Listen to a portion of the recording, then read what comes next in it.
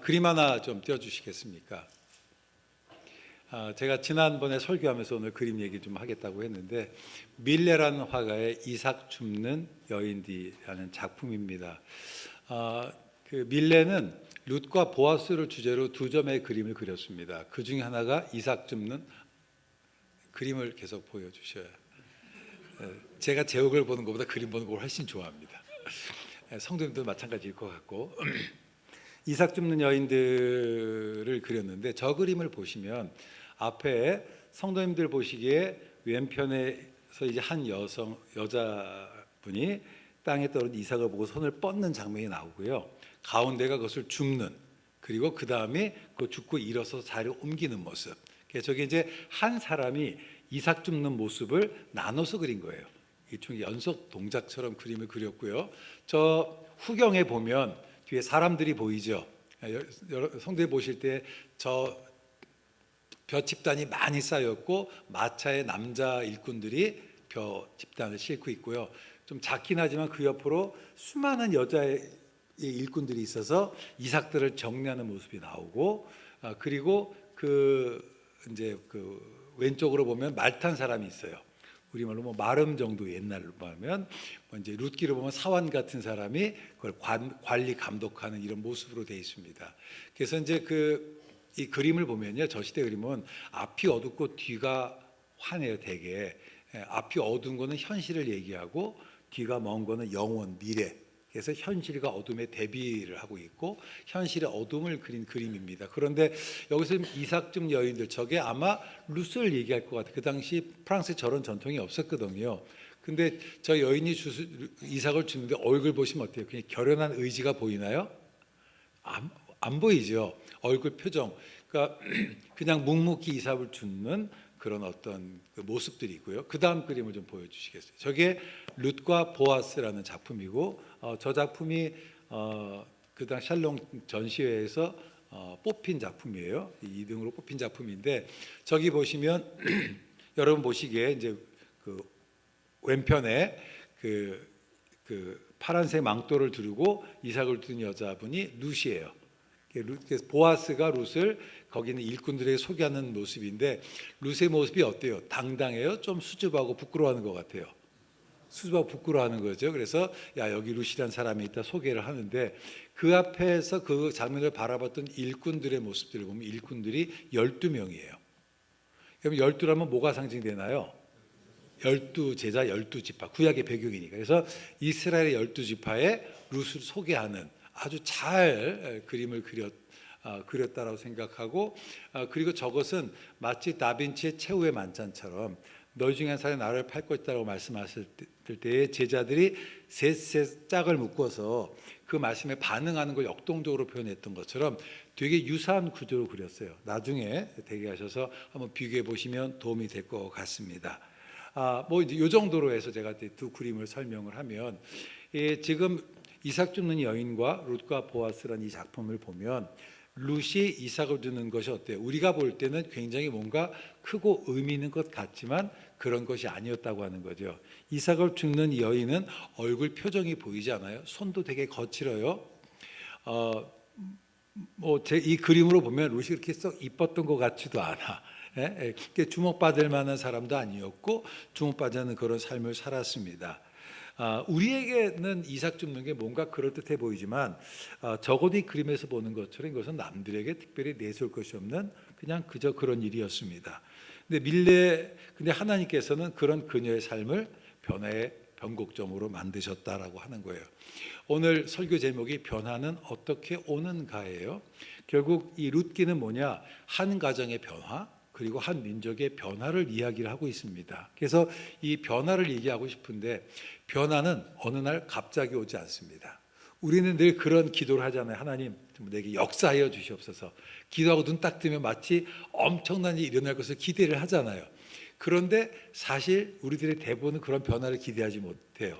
일어나지도 않고. 그러다 보니까 스스로 실망할 때가 되게 많아요. 제가 어렸을 때에 부흥회를 드렸던 기억이 납니다. 그때 강사님께서 그런 예화를 드셨어요. 어느 권사님이 교회를 나와서 새벽 기도를 드려야 되는데 언덕을 넘어오셔야만 했대요. 그래서 이제 어느 날 이 권사님이 목사님 설교를 들었는데 너희 중에 겨자씨 많은 믿음만 있으면 이 산대로 저리로 옮기라면 옮길 것이요. 아멘 할렐루야. 주님 그렇습니다. 그리고 작정 기도를 했대요. 일주일 동안. 그럼 주님 이 산이 옮겨질 줄 믿습니다. 일주일쯤 됐대요. 일주일쯤 되고서는 이제 이 권사님이 차마 눈을 들지 못하고 목사한테 조용히 물어봤대요. 혹시 목사님 저 언덕이 그대로 있나요? 그랬더니 목사님 뭐라고 그랬을까요? 그대로 있다고. 그랬더니 권사님이 유명한 예화인데 아시나요? 권사님이 뭐라고 그러셨나요? 네, 그럴 줄 알았어. 뭐 아주 재미있는 예화 기억이 나요. 근데 우리는 그러죠. 뭔가 엄청난 기대. 여러분 믿음이라는 게 뭘까? 저는 겨자씨 많은 믿음이었으면 산을 옮긴다고 믿습니다. 그 믿음은 뭐냐? 그렇다면은 삽을 드는 거예요. 가서 삽질을 하는 거예요. 언제까지? 그것이 없어질 때까지. 전 이것이 믿음이라고 봐요. 우리는 늘 기적 같은 변화를 기대하는데 성경을 보면 신명기, 출애굽 레위기 속의 신명기를 보면 이스라엘 사람들이 광야 생활 동안 얼마나 많은 기적을 경험했습니까? 세상에 홍해가 갈라졌어요. 하늘에서 불이 떨어졌습니다. 만나와 메추라가 내려왔고 반석에서 물이 났어요. 쓴물이 단물이 돼요. 저는 제 인생에 그거 하나라도 경험하면 내 인생이 바뀔 것 같아요. 그렇지 않나요? 근데 놀라운 사실은 뭐냐면 그 많은 기적에도 불구하고 변화가 안 됐다는 거예요. 그래서 신명기에서 하나님께서 뭐라고 말씀하십니까? 사람이 떡으로만 사는 것이 아니다. 여러분 기적으로 사는 것이 아니에요. 매일매일 말씀으로 살아가는 그 삶이 우리를 변화시키는 겁니다. 변화는요 생각보다 천천히 와요. 오랜 시간 거쳐서 와요. 그래서 우리 눈에 띄지 않아요. 그래서 많은 사람들이 변화가 오는데 그 사실을 깨닫지 못하고 중간에 물러서고 포기해버리는 거예요.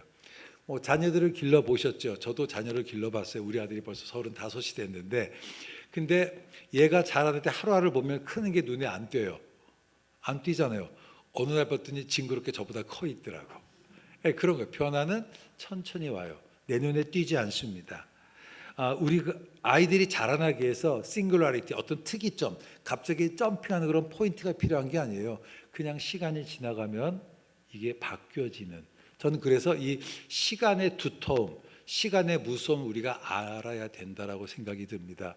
여러분 점이 모이면 선이 되고 선이 모이면 면이 되는 거예요.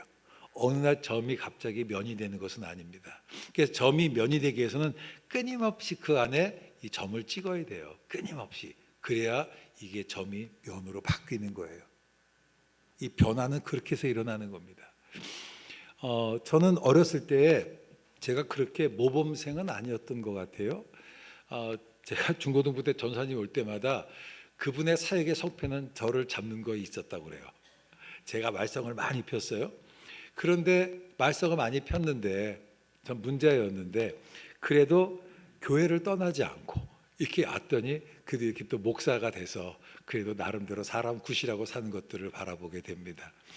교회에서 애들이 막 떠들고 막 그러면 짜증 나세요? 안 나세요? 짜증 나죠.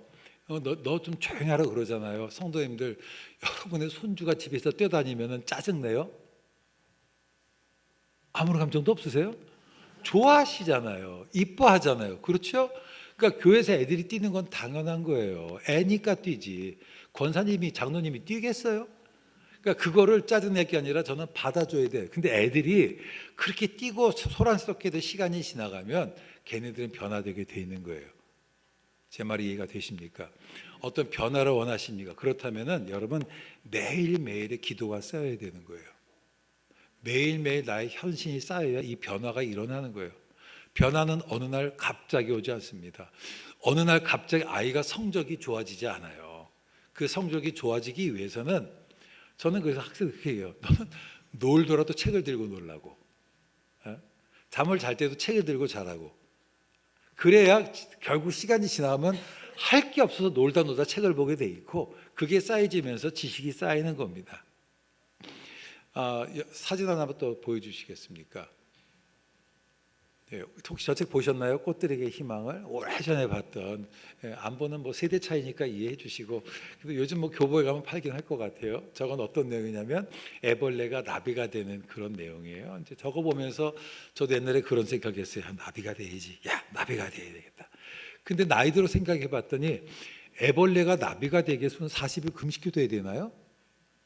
아니면 애벌레가 나비가 되기 위해서 무슨 뭐 저기 그 어디야 그 합숙 학원에 가서 뭐 특별히 교육을 받아야 되나요? 아니더라고. Just a matter of time. 시간이야. 그냥 시간을 견뎌내면 나비가 되는 거예요. 근데 문제는 뭐냐면 저는 그때 그 생각했어요. 나비가 된다는 생각이 너무 컸어. 근데 만약에 애벌레가 나비가 된다는 생각만 갖고 있으면 애벌레의 모습이 부끄럽단 말이에요. 그렇죠? 기어가는 게 부끄러워. 내가 뒤처지는 것 같아. 그래서 가만히 아무것도 안 하면 굳어 죽게 돼 있는 거예요. 그러니까 저는 내가 기어가는 건 당연한 거야. 왜냐하면 지금은 이 시기니까. 하지만 이 시기를 견디면 내가 나비가 될 수 있다는 사실을 우리가 알아야만 합니다. 이게 시간이에요. 결국 이게 시간 문제라고 하는 거고 그것을 견뎌내는 것이 저는 믿음이라고 생각을 합니다. 그래서 내가 지금 날지 못한다고 It's okay. 좌절하지 마세요. Don't worry. 걱정하지 마세요. 내가 견뎌내면 되는 거예요. 버텨가면 돼요. 단지 생존 방식이 다른 거예요. 지금 이게 나한테 맞는 거라고. 하지만 내 것을 견뎌내면 내가 나비가 될 수 있는 겁니다. 어쩌면 지금은 내가 기어가는 모습이 날개짓한 나비에 비해서 초라해 보일 수 있어요. 그냥 부끄러워하지 마세요. 지금이 딱 나에게 맞는 모습이고 내 것을 쌓아가면 된다라고 하는 겁니다. 계속해서 룻기를 살펴보고 있습니다. 룻기는 한 개인의 삶이 어떻게 회복되는가. 저는 제가 이거 벌써 설교한 지 거의 1년이 돼가요. 그렇죠? 1년이 돼가면서 그래서 그런 또 기도도 합니다. 하나님 정말 우리 삼위가 바뀌었으면 좋겠어요. 그리고 바뀌는데 제가 한몫을 할 수 있으면 너무 고맙겠습니다. 저는 말씀을 통해서 섬기는 거죠. 그런 마음으로 룻기를 살펴보고 있습니다. 저는 2024년 한 해 마무리하는 이 시점에 우리를 변화시키는 하나님의 은혜를 참아냈으면 너무 좋겠어요. 여러분, 어느 날 갑자기 오지 않는다고요. 그거 시간이 쌓여야 되는 거예요. 룻기는 사사기와 동시대를 배경으로 하고 있습니다. 그런데 보시면 사사기를 보시면 능력이 많아, 재주도 많아. 그런데 놀라운 사실이 뭐냐면 그런 사람들 시대를 못 바꿨다라고 하는 거라고요. 우리는 뭔가 삼갈의 소모는 막대기, 기드온과 같은 사람, 삼손과 같은 사람, 그런 기적과 같은 일이 있어야 우리 인생이 바뀔 거라고 생각하지만 No, 절대로 그러잖아요. 그것으로 바뀌지 않습니다. 하나님께서 한 시대를 바꾸기 위해서 룻이라는 한 여인을 사용하셨어요. 보잘것없는 이방 모압 여인이었습니다. 그녀가 한 일이 특별히 대단한 일도 아니었어요. 남들이 보기에 부끄러운 일이었습니다. 그런데 하나님은 그녀의 삶을 사용하셨다라고 하는 겁니다. 룻기서 1장을 보면 나아미의 삶은 불행의 연속이었어요. 불행했어요. 기근이 맺습니다. 내 삶이 힘들어서 모압으로 갔는데 거기서 내 남편이 죽고, 그렇죠? 내 두 아들도 죽고 폭삭 망하고 어려웠습니다. 그런데 그 불행의 시작이 뭐였나? 시작은 뭐냐면 잘못된 선택이었어요. 선택이 중요한 거예요. 잘못된 선택은 뭐냐? 그것은 하나님이 아니라 자기의 생각대로 먼저 움직인 거예요. 여러분 그거 아십니까? 사단이 우리에게 늘 유혹하는 가장 결정적인 게 뭐냐면 사단은 성도들을 건드릴 수는 없어요. 유혹을 하지. 결정은 내가 해요. 근데 유혹하는 방법이 뭔지 아세요? 급하게 만들어요. 내가 무엇인가를 결정하지 않으면 안 될 것 같은 그 상황을 만들어요. 마음을 조급하게 해요. 불안하게 해요. 그래서 실수하게 하는 거예요. 성도님들 급할 때 한 발 물러설 수 있어야 돼요. 물러서서 기도해야만 합니다. 그분의 음성을 들을 수 있어야 돼요. 하나님보다 앞서가지 않기를 원합니다. 하나님을 앞으로 내세우고 살아가기를 원합니다. 여러분, 근데 2장부터 4장은 뭐냐? 나오미의 회복이에요. 그러면 나오미의 회복이 잘못된 선택으로, 나오미의 고난이 잘못된 선택이었다면 회복은 무엇으로 올까요? 올바른 선택으로 오겠죠. 그 선택이 누구의 선택이냐? 룻의 선택인 거예요. 그래서 룻, 오늘 이 제목이 뭐냐? 변화는 어떻게 오느냐? 그 변화는 룻의 선택으로부터 왔다라고 하는 거예요. 그러면 룻이 어떤 선택을 했는지를 오늘 같이 한번 살펴보려고 합니다. 첫 번째, 룻의 선택은 뭐느냐? 여호와를 경외하는 삶을 살기로 선택했습니다. 따라서 여호와를 경외하는 삶을 살기로 선택했다. 여러분, 룻의 변화는 사실은 룻도 불행한 사람이잖아요. 모압 사람이 모압 지방에서 이스라엘 사람과 결혼한다는 것 자체가 사실은 모험이었을 거라고. 그렇지 않을까요? 그런데 결혼했는데 자기 남편이 죽었어. 그 집안이 폭삭 망했잖아요. 어쩌면 룻도 어려웠을 거라고. 그런데 룻에게 역시도 변화가 시작하는데 그 변화의 출발점 뭐냐? 내가 믿음을 따라 살아가기로 결단한 데 있었다라고 하는 겁니다. 우리말 성경에 보면 창세기, 출애굽기, 레위기, 민수기, 신명기, 사사기, 다음에 뭐예요? 룻기야. 우리 성경에는 사사기 다음에 룻기가 나와요. 시대적으로 보면 사사기와 룻기가 동시대고, 그리고 룻기 다음가 끝나면서 다윗이 나오니까 시간적으로 보면 사사기, 룻기, 사무엘상이 맞아요. 그런데 유대인은 성경의 순서가 틀려요. 히브리 성경은 룻기가 어디에 나오냐? 잠언서 다음에 나와요. 그러면 여러분 잠언서에는 어떤 내용이 나옵니까?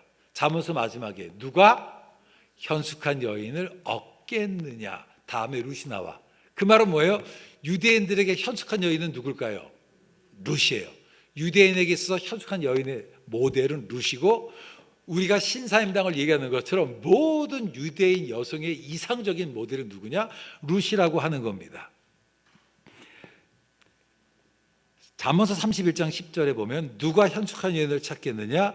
그의 값은 진주보다 더하니라 라고 하고, 31장 10절부터 마지막 31절까지가 현숙한 여인에 대해서 나오는데요. 성도님들 오늘 저녁에 집에 가셔서 예배 마치고 룻기를 읽고 그 다음에 잠언서 31장에 읽어보면 이 내용이 룻을 연상을 해요. 그래서 여기서 말하는 현숙한 여인은 룻입니다. 예를 들어서 31장 23절에 그의 남편은 장로들과 함께 성문에 앉으며 사람들의 인정을 받으며라는 표현이 있어요. 즉 룻의 남편이 어디에 앉아요? 장로들과 함께 성문에 앉았다. 자, 룻기서 4장에 제가 지난주에도 설교를 했는데 보아스가 성문에 누구와 함께 앉아요?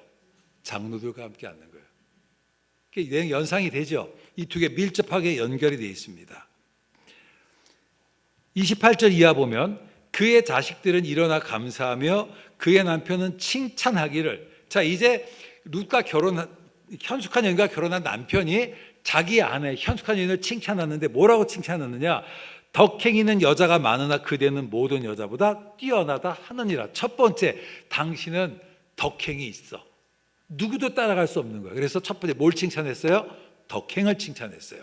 두 번째, 고운 것도 헛되고 아름다운 것도 헛되나 오직 여호와를 경외하는 여자는 칭찬을 받을 것이다. 라서 무엇을 칭찬하나요? 당신은 여호와를 경외하는 사람이다 라고 칭찬을 했습니다. 이 덕행과 경외함, 이것이 룻의 특징이었어요. 룻은 어떤 사람이냐? 먼저 덕행은 나중에 얘기할게요. 여호와를 경외하는 사람이었습니다. 나오미가 다시 베들레헴으로 돌아가고자 했을 때에 어쩌면 룻은 오르바처럼 시어머니를 떠나서 자기의 고국에 머무를 수도 있었어요. 그런데 룻은 그렇게 하지 않았습니다. 시어머니를 떠나지 않았어요. 왜 그랬을까요? 그것은 바로 뭐냐면 하나님의 언약 백성으로 남고자 하는 그 마음이 있어서 그래요. 자, 한번 성경을 보겠습니다. 룻이 얘기합니다. 어머니께서 가시는 곳에 나도 가고 어머니께서 머무시는 곳에 나도 머물겠나이다. 왜? Because. 왜냐하면 어머니의 백성이 나의 백성이 되고 어머니 하나님이 나의 하나님이 될 것이다. 그 이유가 뭐냐? 어머니의 백성, 어머니의 하나님의 핵심 구절이에요. 내가 어머니를 떠나지 않는 이유가 뭐냐? 어머님이 섬기는 하나님 때문에 내가 떠나지 않겠다라고 하는 겁니다. 여러분 이거 아세요? 원래 모압 사람은 이스라엘 총회에 들어올 수가 없었어요. 신명기 23장 31절 말씀 보면 암몬 사람과 모압 사람은 여호와의 총회에 들어오지 못하리니 그들에게 속한 자는 10대뿐만 아니라 영원히 여호와의 총회에 들어오지 못할 것이다. 이스라엘 율법에 의하면 모압 사람은 이스라엘 백성이 될 수 없었어요. She knew. 이미 룻은 알고 있었단 말이에요. 알고 있었어. 그럼에도 불구하고 여호와 하나님에 대한 신앙을 포기하지 않았다라고 하는 거예요. 어머니의 백성이 나의 백성이 되고 어머니 하나님이 나의 하나님이 될 것이다라고 함으로써 내가 이스라엘 언약 공동체 속에 들어갈 것을 선포하고 있습니다. 사실은 성경은 룻이 어떻게 신앙을 갖게 되었는지 설명하지 않아요. 하지만 어머니의 백성이 나의 백성이 되고 어머니의 하나님 나의 백성이 될 거라는 이 말은 나오미가 룻에게 얘기합니다. 보라, 오르바는 내 동서는 그의 백성과 그의 신에게 돌아가나니 너도 너희 동서를 따라 돌아가라. 즉 오르바가 나오미를 떠나는 것을 뭐라고 그래요? 자기의 백성과 자기의 신에게 돌아가는 거예요. 그 말한테 너도 돌아가라고 할 때 어머니 아니에요? 나는 내가 이전 섬겼던 모압 신과 모압 백성에게 돌아가지 않겠습니다. 왜? 내가 여호와 하나님을 알았기 때문에. 그래서 내가 하나님만 섬기겠다고. 마치 여호수아서 마지막에 바알이냐 여호와냐 너희 섬길 자를 너희가 선택해라라고 했을 때에 이스라엘 백성들이 하나님을 선택했던 것처럼 룻도 동일하게 여호와 하나님을 선택했다라고 하는 거예요. 이해가 되십니까? 이게 이 고백인 거예요. 특별히 1장 10절쯤 말씀 보면 룻이 나오미에게 어머니께서 죽으시는 곳에 나도 죽어 거기 묻힐 것이라 내가 죽는 일 이외에 어머니를 떠나면 여호와께서 내게 벌을 내리시고 더 내리시기를 원하노라. 이 말은 여러분 그 에스더서와 룻기가 서로 쌍을 이룬다고 그랬죠. 에스더서는 뭐라고요? 이방인과 결혼한 유대인, 룻은 유대인과 결혼한 이방인. 룻은 한 개인의 회복, 그렇죠? 그것이 민족의 회복. 또 에스더서도 한 민족의 회복. 룻은 아이의 태어남으로, 에스더서는 하만의 죽음으로 끝난다고 얘기했죠. 서로 대비가 되는데 에스더서의 핵심이 뭘까요? 죽으면 죽으리다 결단이었던 것처럼 이 룻기의 전환점은 뭐냐? 죽으면 죽으리라 일사각오의 신앙이 있었다는 거예요. 나는 하나님만을 섬기겠습니다. 죽으면 죽으리이다. 어머니께 죽으신 곳에서 내가 죽겠나이다. 어머니의 백성이 있는 곳에서 내가 죽겠나이다. 어머님이 섬기는 하나님이 있는 곳에서 내가 죽겠나이다. 죽으면 죽으리이다. 일사각오의 신앙이 그녀를 회복시켰다라고 하는 겁니다. 할렐루야. 사랑하는 성도 여러분, 우리 일사각오의 신앙 갖고 살아가기를 주의 이름으로 축원합니다. 제가 이번에 이집트를 갔는데요, 놀라운 사실을 발견했어요. 이집트는 무슬림 국가입니다. 그래서 공식적인 종교가 무슬림이에요. 그런데 이집트에는 10%의 콥틱 크리스찬이 있어요. 이슬람 국가는 기독교인에 대한 박해가 굉장히 심해요. 그런데 이집트에는 콥틱 크리스찬이 10%가 되고 이 사람들에 대한 박해가 없어요. 이상하지 않아요? 하나도 안 이상하는군요. 우리랑 다르고 되게 진짜 이상한 일이에요. 정말 이상한 일이라고. 그래서 물어봤어요. 도대체 당신은 왜 그러냐고 그랬더니 이 콥틱 크리스찬 저한테 말이 뭐냐면 우리는 목숨 걸고 신앙생활 한다고 얘기하더라고. 즉 무슨 말이냐면 신앙에 핍박이 오면 일사각오, 죽으면 죽으려, 나 죽여, 난 신앙 포기 못하고 달려가니까 못 죽인다는 거예요. 특별히 나중에 여러분 기회가 돼서 이틀을 가시면 꼭 저는 쓰레기 마을이라는 곳을 가기를 아주 권면합니다. 권하는데요. 그러니까 이 모슬림 국가이기 때문에 이 크리스찬들에게는 교육에 제한이 있어요. 교육을 못 받아요. 두 번째, 공무원이 될 수 없어요. 아무래도 잡을 갖는데 제한이 많아요. 그러다 보니까 이 콥틱 크리스찬 대부분이 어떤 일을 하느냐, 그 사회에서 무슬림들이 안 하는 일들, 그게 바로 뭐냐면 쓰레기 처리하는 일을 해요. 그래서 그곳에 쓰레기 마을이라는 곳이 있습니다. 정말 처참해요.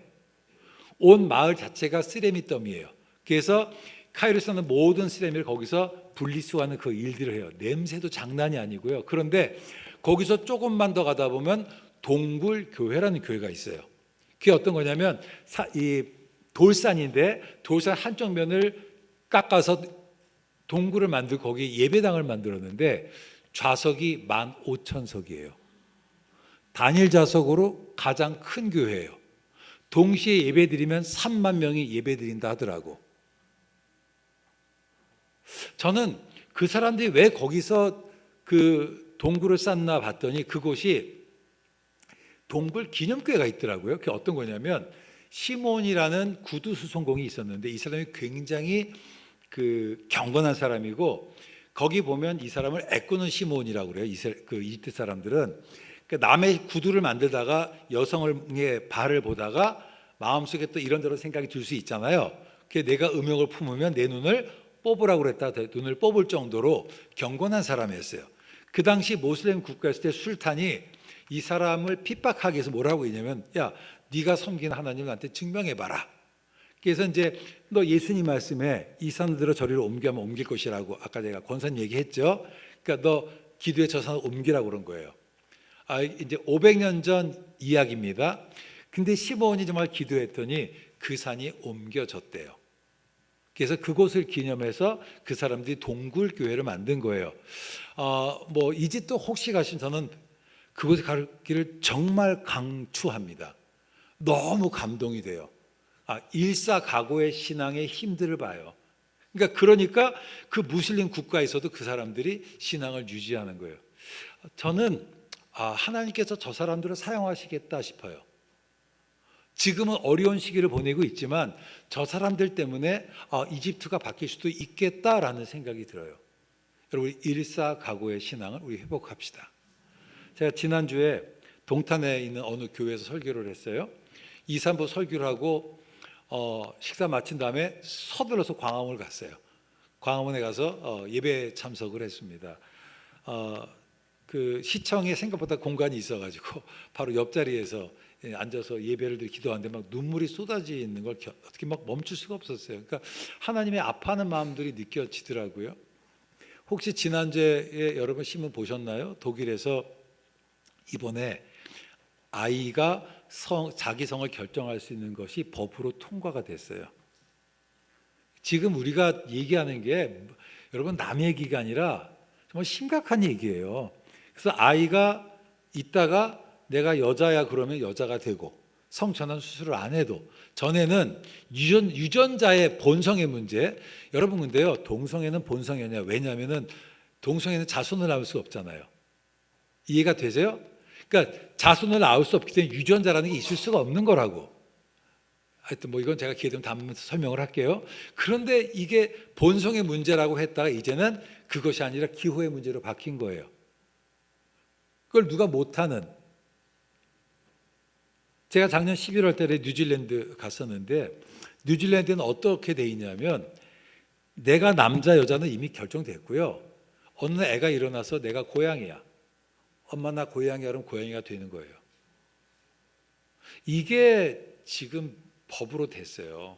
제가 더 심한 얘기들이 많지만 하지는 않고요. 정말 심각합니다. 그러니까 이런 시대 멀지 않았어요. 우리나라도요.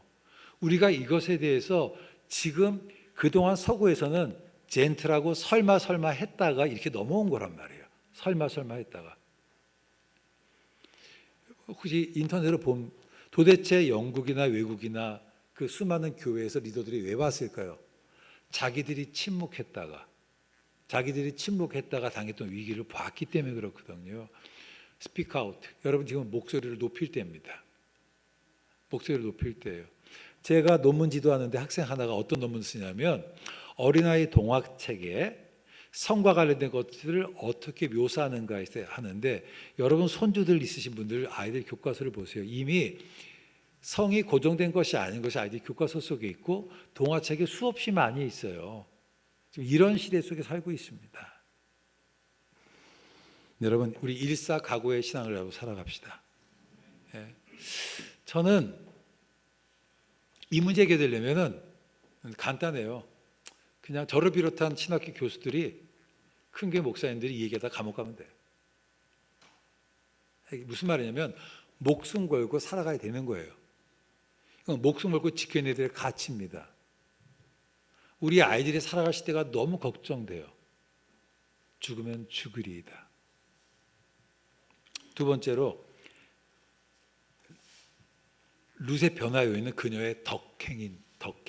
다른 말로 뭐냐면 삶의 감동이 있었어요.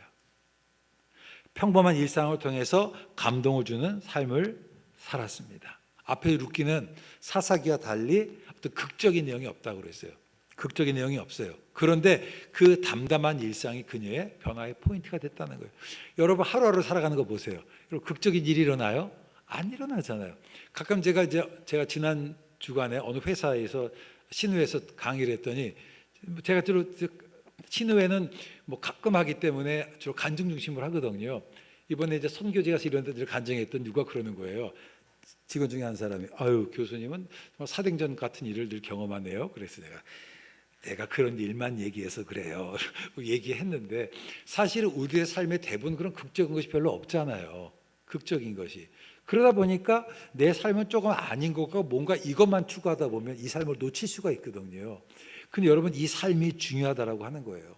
2장 11절 오늘 안 읽었지만 보아스가 이렇게 얘기합니다. 보아스가 룻에게 대답하여 이르되 내 남편이 죽은 후로 내가 시어머니에게 한 모든 것과 내 부모와 고국을 떠나 전에 알지 못하던 백성에게 온 일이 분명히 내게 알려졌느니라 라고 얘기했어요.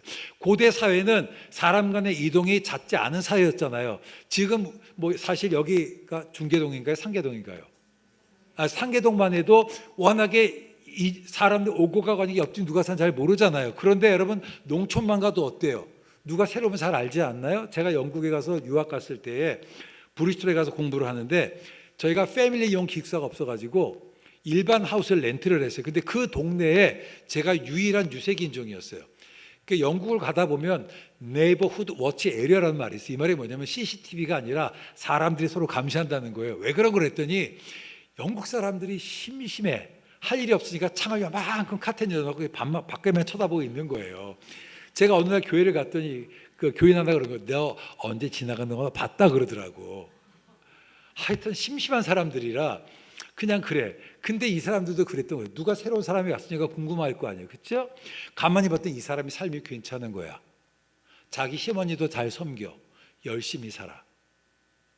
여러분 이게 중요해요. 사실은 룻에게 기회가 왔던 건 뭐냐? 그녀의 평소의 삶이었던 거예요.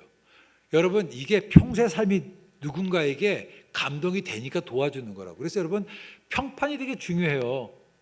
우리 삼일교회가 평판 있는 교회가 되기를 원합니다. 여러분들이 평판 있는 성도가 되기를 원합니다. 그래야 사람들이 도와주는 거예요. 아, 저 교회는 괜찮더라. 그래 나오는 것 아니겠어요? 그런 소문 난다 갑자기 우리 교회 이웃 초청잔치 한테는 나오겠어요? 평판이 중요하죠. 그녀가 뭔가를 기대한 것 아니에요. 그냥 그렇게 살았는데 그게 남에게 감동이 된 거죠. 감동이. 또 보아스가 오늘 이것도 생각해보면 사환에게 이르되 누구냐? 그랬을 때 사환이 하는 말이 뭐예요? 이는 나오미와 함께 모압 제방에서 들어온 모압 소녀인데 그의 말이 나로 베는 자를 따라 단사에서 이삭을 줍게 하소서 하였고 아침부터 와선 잠시 집에서 샌 외 지금까지 계속해서 일하는 중이니이다. 무슨 말이에요? 쉬지 않고 일한 거예요.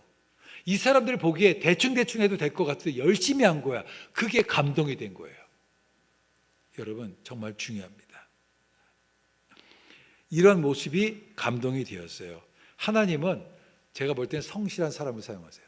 그러니까 하나님께 사용하시는 사람의 특징 중에 하나는 뭐냐? 저는 태도예요. 제가 뭐 학교에서 늘 그런 얘기 하거든요. 학생들에게 머리가 나쁜 건 도와줄 수가 있어요. 제가 그러려고 있는 거잖아요. 근데 태도가 나쁜 건 도와줄 수가 없더라고. 똑같아. 제가 성경을 봤더니 능력이 없는 사람은 하나님께 도와줘요. 능력 줘서. 그런데 태도가 나쁜 사람은 사용하지 않으시더라고. 여러분 태도가 좋은 성도가 되기를 주의 이름으로 축원합니다. 우리도 뭔가 큰 일을 이루려면 뭔가 큰 기적 같은 것이 필요하다고 생각하지만 아니요 여러분 작은 일이 중요한 거예요. 그 하나님은 사실 내가 어쩌다 하는 3일 금식 기도를 보시는 게 아니에요. 내가 어떤 작정 기도를 보시는 게 아니라 여러분의 평소의 삶을 보세요. 그리고 평소의 삶을 통해서 역사하신다라고 하는 겁니다. 또 영화 얘기 하나 할게요. 영린이라는 영화를 보면 그게 정조를 배경으로 하는 거거든요. 근데 그 영화에서 신하들이 왕에게 얘기해요. 당신 도대체 경연도 무시하고 맨날 아래 것들하고 놀고 도대체 왜 그러냐 그럴 때에 이 정조가 그런 얘기해요. 너희들 중에 중용 23장을 외울 수 있는 자가 있느냐 그래요. 그랬더니 신하들이 그냥 못 외우니까 눈치만 보고 있어. 그때 이 정조가 상선에게 얘기해요. 너 외워봐라. 그때 한 유명한 대사가 있습니다. 작은 일도 무시하지 않고 최선을 다해야 한다.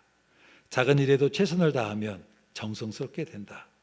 정성스럽게 되면 겉에 배어나오고 겉에 배어나면 겉으로 드러나고 겉으로 드러나면 이내 밝아지고 밝아지면 남을 감동시키고 남을 감동시키면 이내 변하게 되고 변하면 생육된다. 그러니 오직 세상에서 지극히 정성을 다하는 사람만이 나와 세상을 변하게 할 수 있는 것이다. 제가 이 영화 보고 감동받아서 SNS에 바로 카피해서 붙였잖아요. 여러분, 지극히 정성을 다하는 사람만이 나와. 그래서 룻이 그런 사람이었던 것 같아요. 최선을 다하는 사람이었습니다. 그게 남에게 감동이 되는 거예요. 저는 여러분, 혹시 집에서 청소할 때라도요, 그냥 내가 집 청소한다 하지 마시고 내가 지구의 한 모퉁이를 청소한다 이렇게 생각하세요. 그게 되게 중요한 것 같아요. 저는 ISTJ, 제가 루틴이 늘 중요하고, 이게 일단 지저분한 걸 못 봐요. 그러니까 저는 밥을 먹으면서도 막 치면서 먹어야 되거든. 그러니까 저는 밥 다 먹고 나면은 앞에 상에 아무것도 없어야 돼. 그러니까 남들에게 불편하긴 하는데요, 저희랑 저희 아내는 그게 너무 편하기는 해. 아침에 일어나면 제 하는 일이 뭐냐, 청소예요. 연구실도 청소하고 뭐 청소하지. 이게 저희 아내가 그래요. 당신은 정리하다 죽겠다고. 뭐 저는 하여튼 정리가 하는데, 전 제가 이렇게 청소를 열심히 하는 이유가 뭐냐, 나는 그 생각이 있어요. 나는 내가 연구실이 아니라 우리 집이 아니라 지구의 한 모퉁이로 깨끗게 한다고.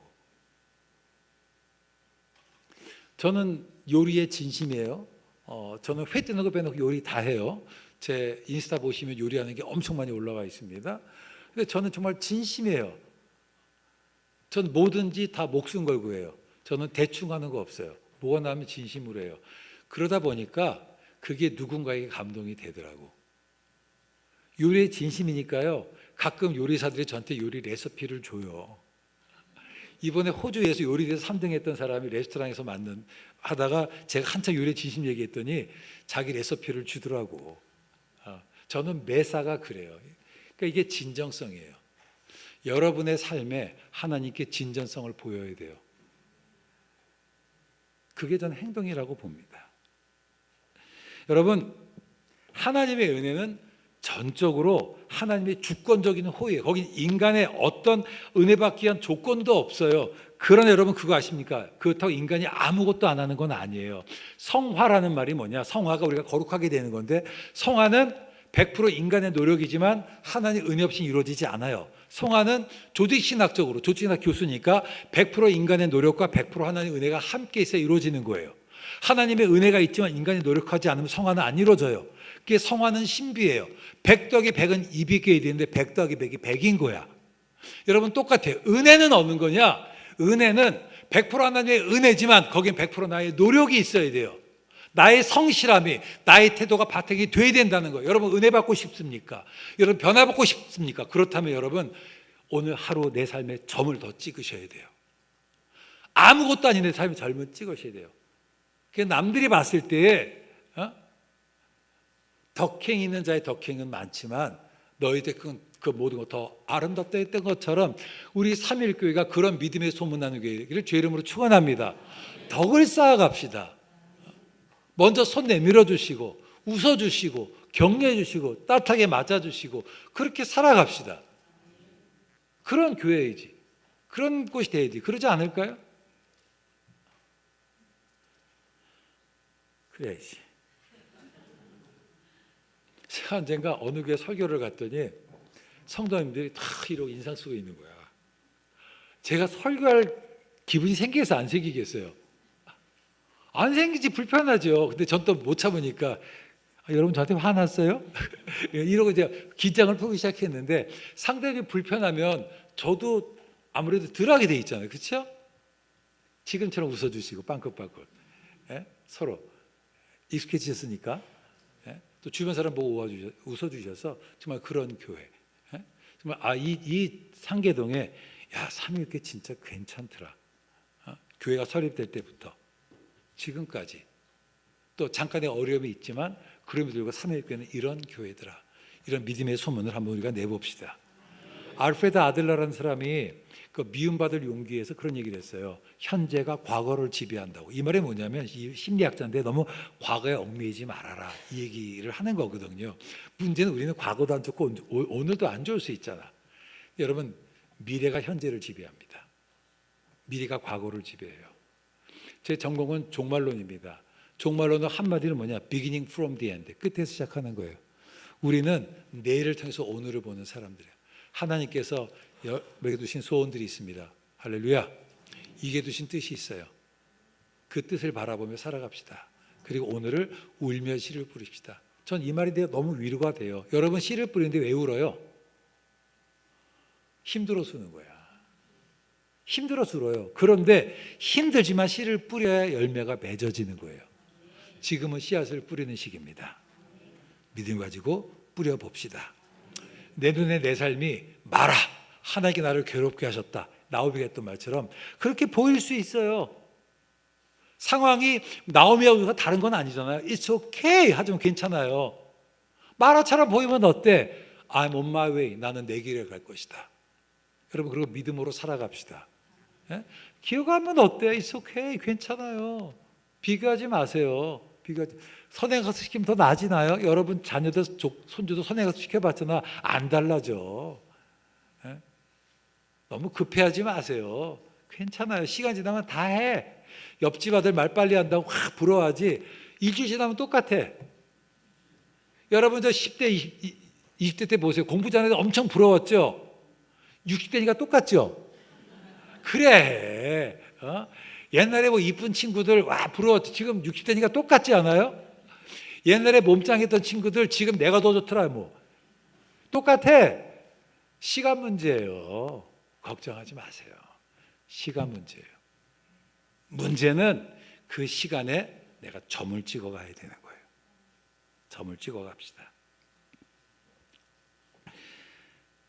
여인들이 나무에게 이르되 찬송할지어다.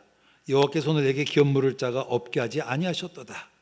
이 아이의 이름이 이스라엘 중에 유명하게 되기를 원하노라. 이는 내 생명의 회복자이며 내 눈의 복양자라. 곧 너를 사랑하며 일곱 아들보다 귀한 내 며느리가 낳은 자로다. 한 해 나를 괴롭게 하셨어. 내 이름이 나오미가 아니라 마라야 라고 했던 그 나오미를 사람들이 칭찬하고 격려하고 축복하는 거예요. 그런 날이 옵니다. 할렐루야. 우리에게 와요. 내 삶에 우리 가정에게 와요. 우리 교육 이 시대가 돼 옵니다. 그러니까 우리가 평화요 스스로 괜찮아 격려하면서 믿음을 가지고 나가면 되는 거예요. 이삭 줍는 일을 해야 돼요. 지금은 그때예요. 그럼 하면 돼요. 부끄럽고 안 두면 굶어 죽어요. 그러지 맙시다. 해나가면 되는 거예요. 말씀을 정리하겠습니다. 우리 여호와를 경외합시다. Put God first. 하나님 내 삶의 앞에 놓이고 하나님보다 앞서가지 맙시다. 믿음을 따라 살기로 선택합시다. 눈에 보이는 당장의 이익보다 하나님의 뜻을 선택합시다. 조급할 수 있어요. 그때 한 발 물러섭시다. 하나님보다 앞서가지 맙시다. 룻이 우연히 보아스의 밭에 이르렀더라. 여러분 어찌어쩌다 보니 그것에 도달했지만 신자에게 우연은 없어요. 모든 것들은 하나님의 뜻입니다. 우리가 어쩌다 봐 그곳에 이를 것 같지만 그 안에 하나님의 계획이 있어요. 하나님이 일하십니다. 지금도 우리 가운데 역사에 하나님의 손길들을 바라보기를 원합니다. 그 믿음을 가지고 한 걸음 한 걸음 살아갑시다. 그래서 우리 영적으로 예민해져야 돼요. 여러분 정말 말씀을 매일 보셔야 되고요. 그리고 매일 기도하셔야 돼요. 어느 날 갑자기 성경 본다고 주께서 말씀하지 않아요. 내가 죽을 지경 아니면 그냥 내버려둬요. 하지만 매일매일 함께한 사람은 하나님께서 말씀해 주세요. 제가 해보니까요, 망하는 데는 회의만 하더라고. 그런데 잘하는 데는 회의가 없더라고. 그렇죠? 여러분 집에서 회의가 많으면 그 망하는 집 아니야. 가족 회의 많으면. 근데 회의가 없으면 그냥 잘 되니까 회의 안 하는 거잖아요. 나는 우리 교회가 회의 안 하는 교회가 됐으면 좋겠어요. 에? 그냥 잘 되는, 회의가 필요 없는 교회가 됐으면 좋겠고, 요즘 우리 학교 회의가 많아. 잘 안 되는 것 같아. 여러분 신자에게는 우연이 없습니다. 기도하는 자에게 우연은 필연입니다. 우연을 필연을 바꾸시는 하나님을 우리가 체험하기를 원합니다. 우연이 필요하기 위해서 무엇이 필요하나요? 우리의 행동이 필요해요. 우리의 믿음이 필요해요. 저는 믿음은 행동이에요. 믿음은 행동입니다. 사람들은 보아야 믿겠다라고 얘기합니다. 근데 예수님 뭐라고 그래요? 내가 믿으면 봐요. 믿음은 보이는 법입니다. 이 눈에 아무 증거 아니 보여도, 이게 아무 소리 아니 들려도 믿음 갖고 나가기를 원합니다. 저는 삼일교회가 이 상계동에 정말 반석이 되는 그런 교회가 될 것을 믿습니다. 그렇다면 믿음 가지고 나아갑시다.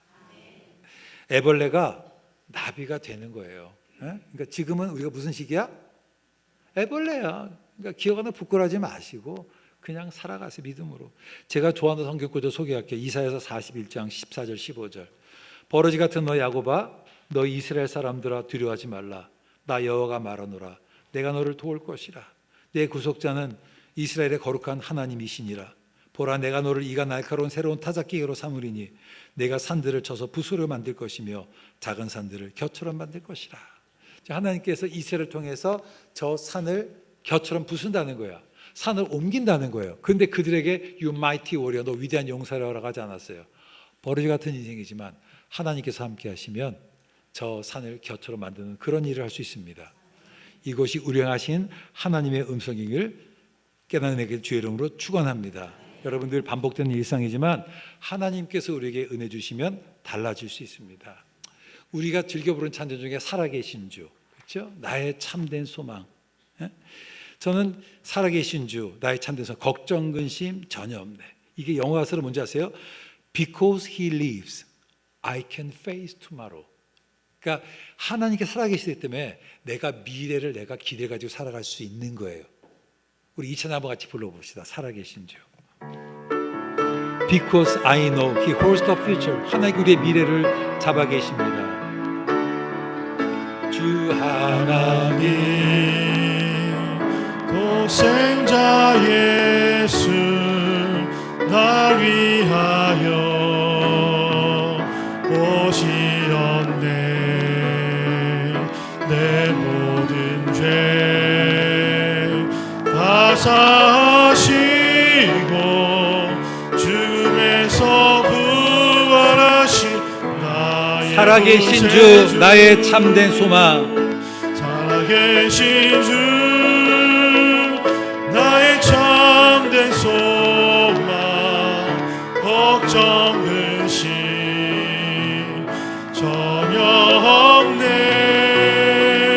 사랑의 주내 갈 길 인도하니 내 모든 삶의 기쁨 늘 충만하네. 주 안에서 거듭난 생명. 주 안에서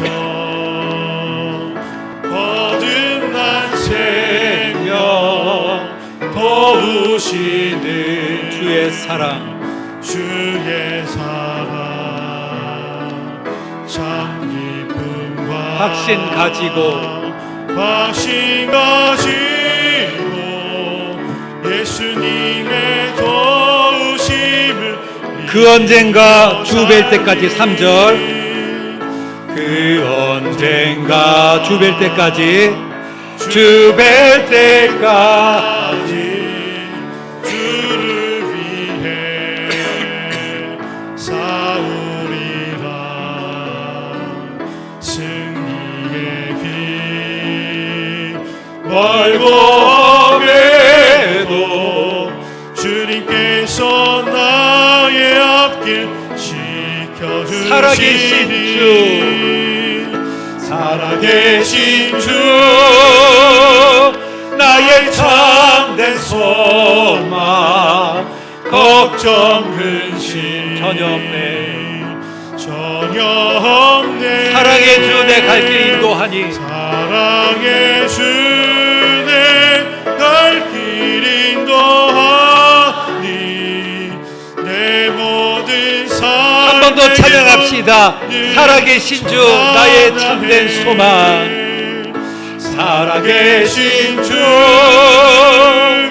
나의 참된 소망. 걱정 근심 전혀 없네.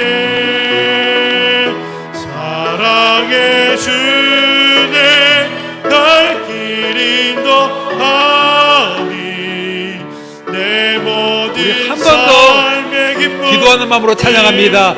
살아계신 주, 나의 참된 소망. 살아계신 주, 나의 참된 소망. 걱정 근심 전혀 없네. 사랑해 주네 갈 길이 아멘. 거하니 내 모든 삶의 기쁨 늘 충만하네. 할렐루야. 할렐루야. Because he lives, I can face tomorrow. 살아계신 하나님 때문에 내가 내일을 기다릴 수 있는 거예요. Because I know he holds the future. 하나님께서 내 삶을, 나의 미래를 붙들고 있다는 것을 내가 알기 때문에 Life is worth living. 내 삶은 살아갈 가치가 있는 거예요. Because 하나님 살아계시기 때문에. 저는 이것이 루이스의 고백이었을 것 같아요. 내 삶이 마라와 같아. 너무 힘들어, 슬퍼, 어려워. 하지만 살아계신 그 하나님, 그 하나님을 믿고 믿음으로 나갔을 때 하나님께서 룻을 회복시키시고 나미를 회복시키시고 보아스를 회복시키시고 그 시대를 회복시켰던 것처럼 특별한 회복의 역사가 우리 교회가 됐기를 주의 이름으로 축원합니다.